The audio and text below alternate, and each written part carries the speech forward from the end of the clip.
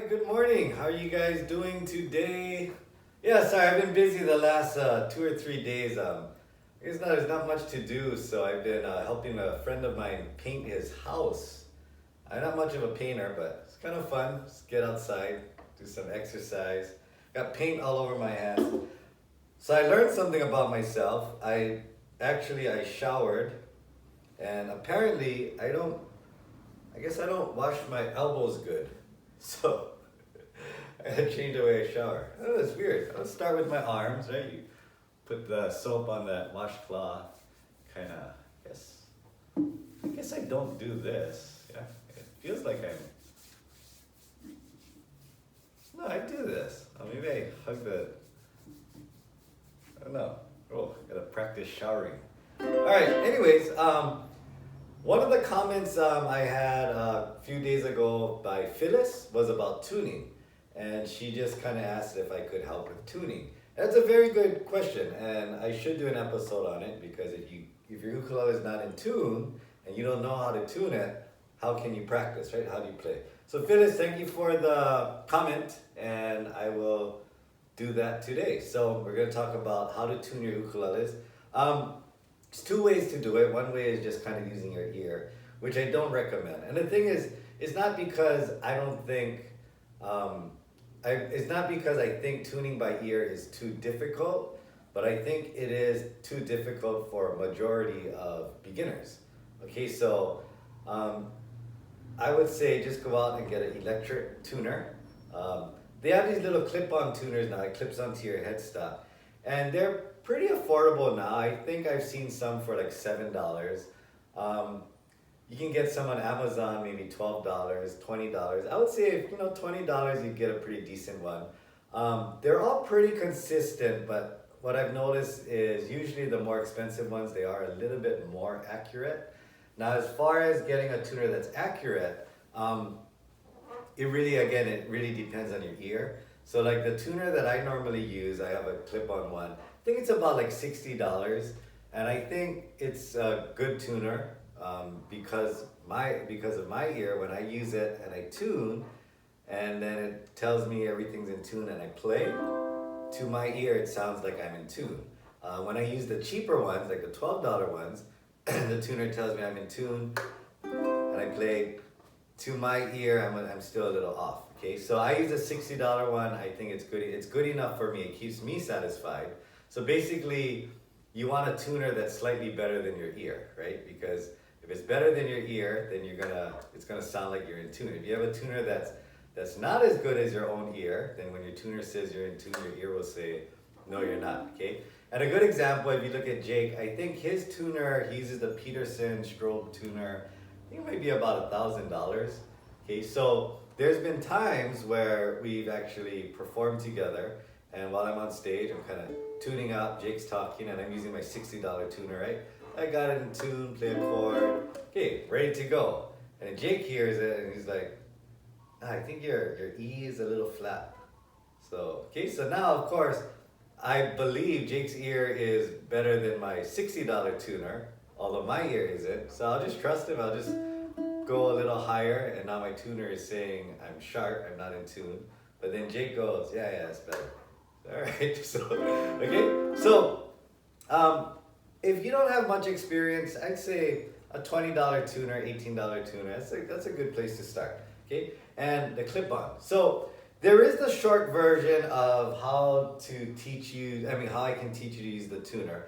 But I do want to spend some time on this because I want you to understand it. So I will give you a little more information than you really need to know just to use the tuner.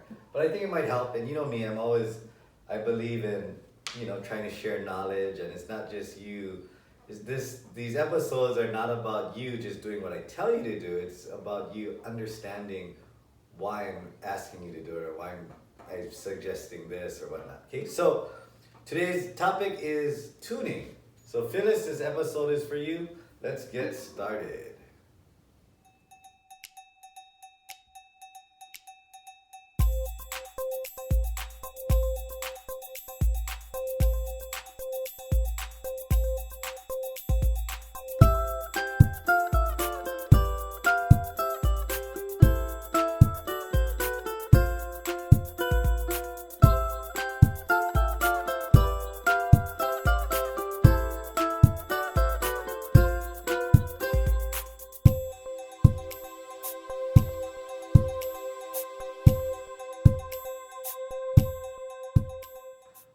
Okay, so one important thing, hopefully you remember the chromatic scale. If you don't, you can go back to episode 11 and we talked about it. But briefly, the chromatic scale is the order of notes. Okay, just like if I asked you what's the order of numbers, starting with 1, you say 2, 3, 4, 5, 6, 7, 8, 9, 10, 11, 12. Okay, so what are the order of notes starting with A?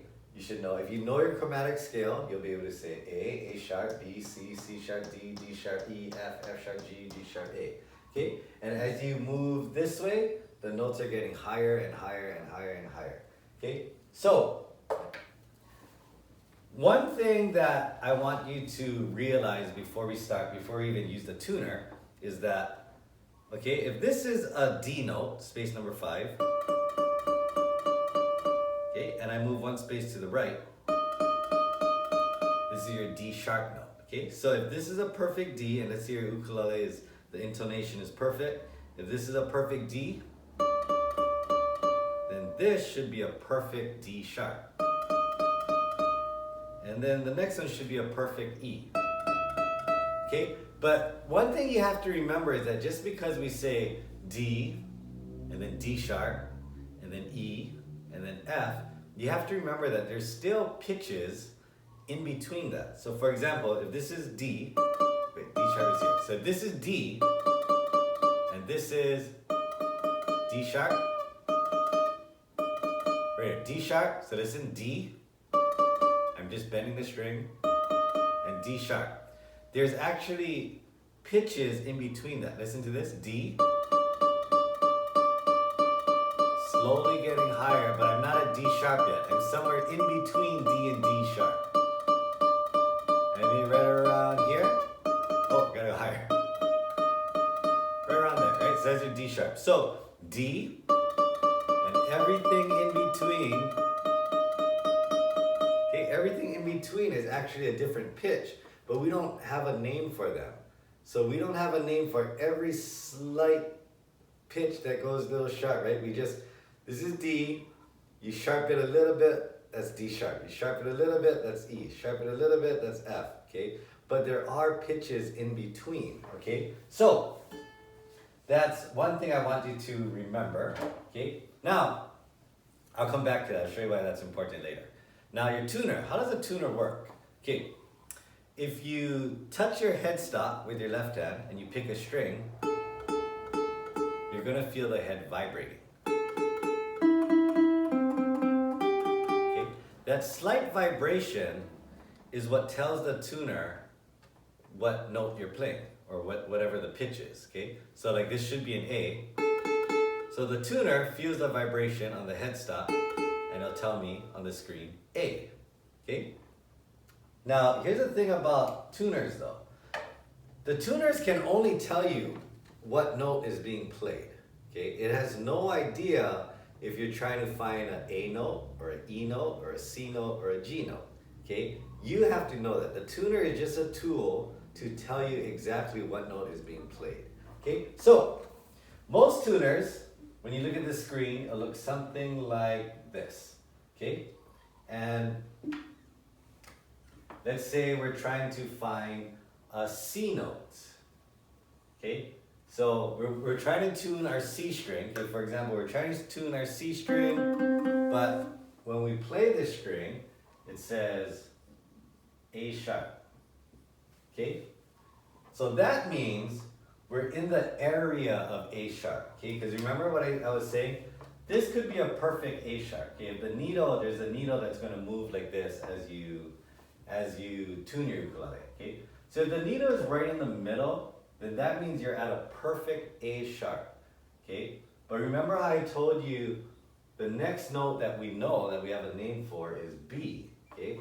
But before it gets to B, the needle can go here, here. So it means that we're a little higher than a perfect A sharp, but we're still in the A sharp area, okay? We're not closer to B yet, we're still in A sharp. So this will stay as A sharp, but now we're getting higher, higher, higher. So we're not in a perfect A sharp anymore, we're getting higher and higher and higher. Higher, now we're getting to that point where we're right in between A sharp and B, okay? So if I go a little bit higher, what's going to happen is this note will turn to B, and instead of being at a really high A sharp, now we just move to a really low B. Okay, what that means is now we're closer to the area of the B note, but it's still not a perfect B.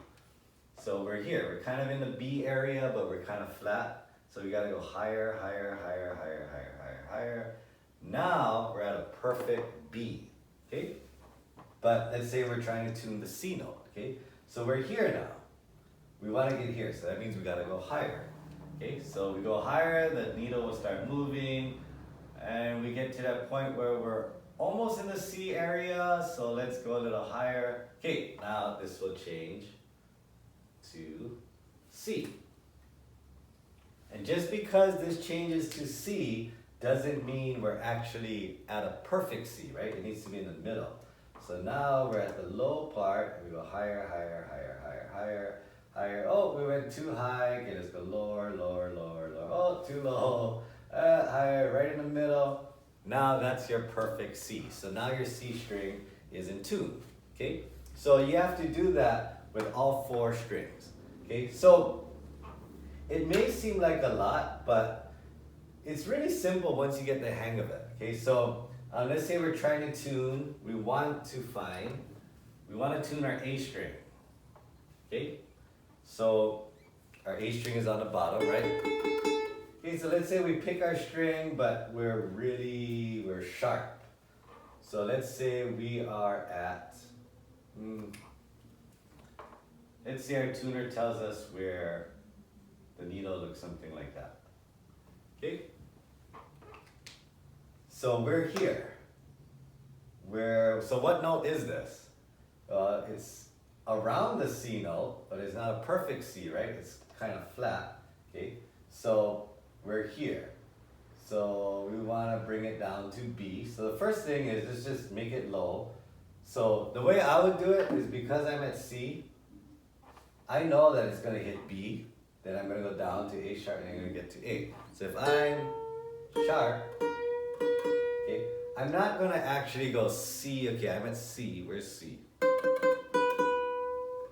I don't want to go that high, it might not be good for the good. But let's say I'm at around C. I'm not going to try to find the perfect B and then the perfect A sharp and then get to A.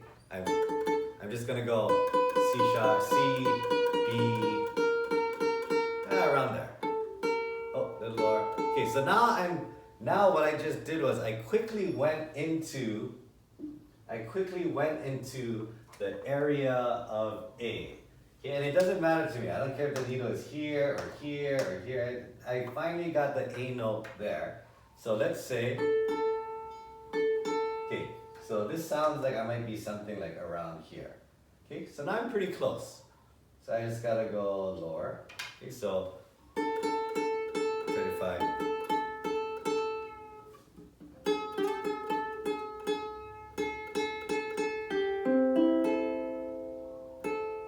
Right around there, maybe.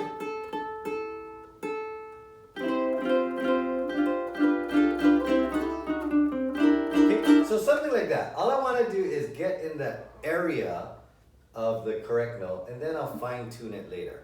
Okay. One thing I do suggest when tuning is pick, especially when you're far away, like you're not even in the area. Pick and just turn.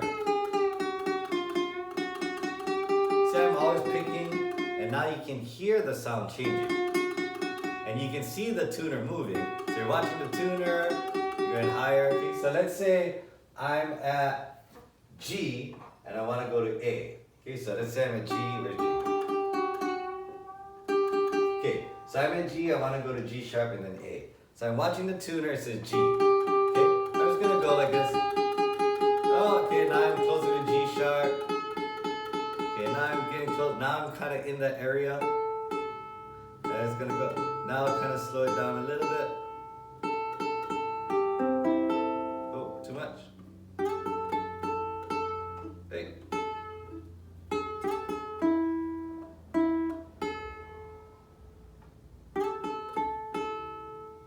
So something like that.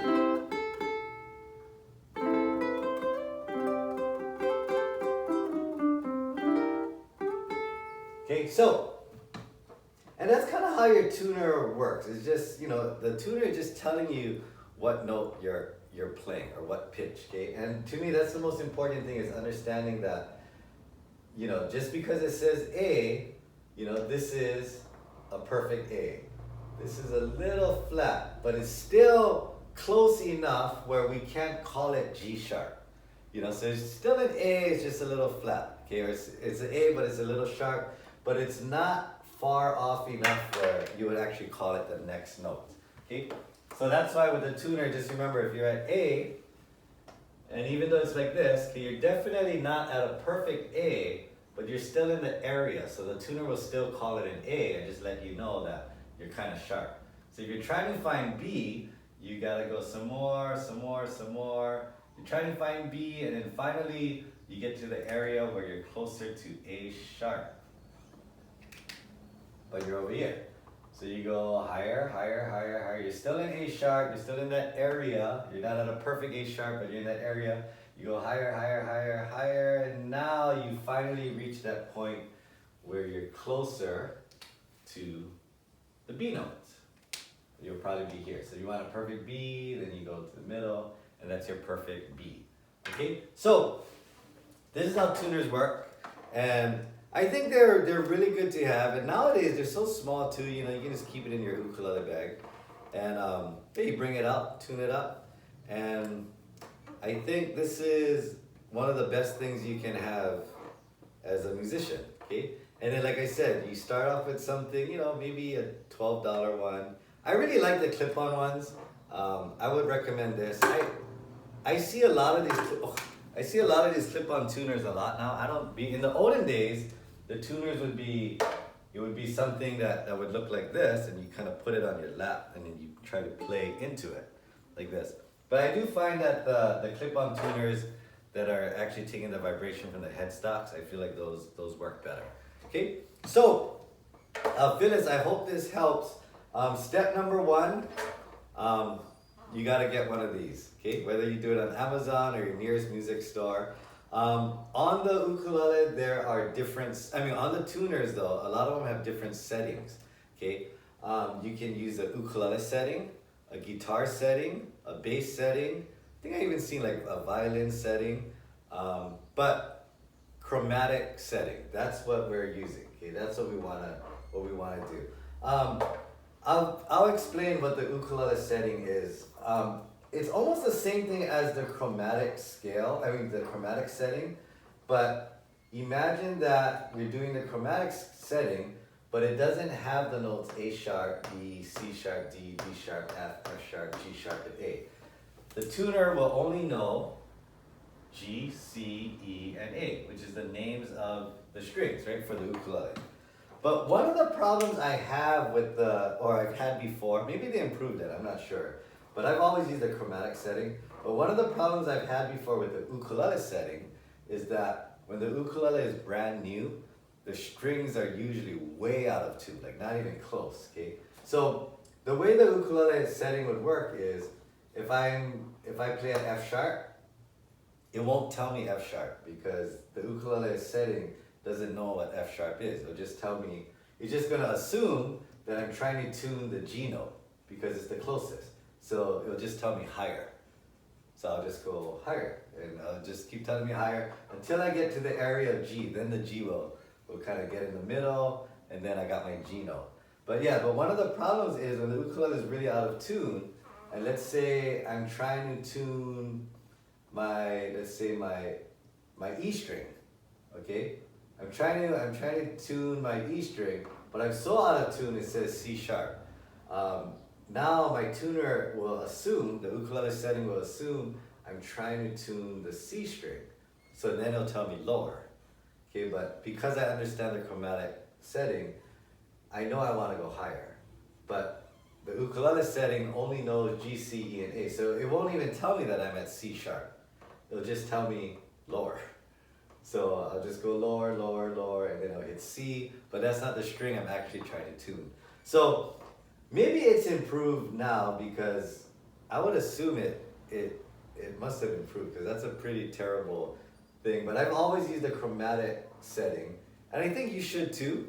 And you know, it's good. It's good for your ear. You know, every time you're tuning and you hear the sound change, you see the pitch changes. It's good practice. You know, that's how you improve your ear. If you're not actually listening to your string, and I'm just telling you higher, higher, higher, higher, and you don't even know that you're going from an A to A sharp to B, and you go, oh, C. Okay, perfect. And yeah, you tune your string, but you didn't really learn anything. You know, everything you do, if you do it a certain way, everything can count as practice, you know.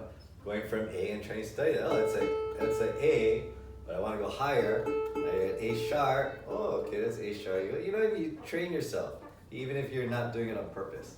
Okay, so this is the chromatic setting. Buy one of these tuners. It's a great, great investment. I really don't have any favorite brand, or I don't know what's good or not good. I know if you on the high end side, Jake uses the Peterson strobe tuner, which is a very expensive one. I can't remember the brand of the tuner I have. All I know is Jake gave it to me, so I used it. It's good. Okay, so yeah, if you have, hopefully I answered your questions to this. I hope this helps. This is tuning, and if you have any other questions, I wouldn't suggest tuning by ear yet. If you know how, if your ear is good enough, you probably can figure it out. You go to like a keyboard, hit an A note, take your ukulele, hit an A note, hit the E note, you know, you play the E note.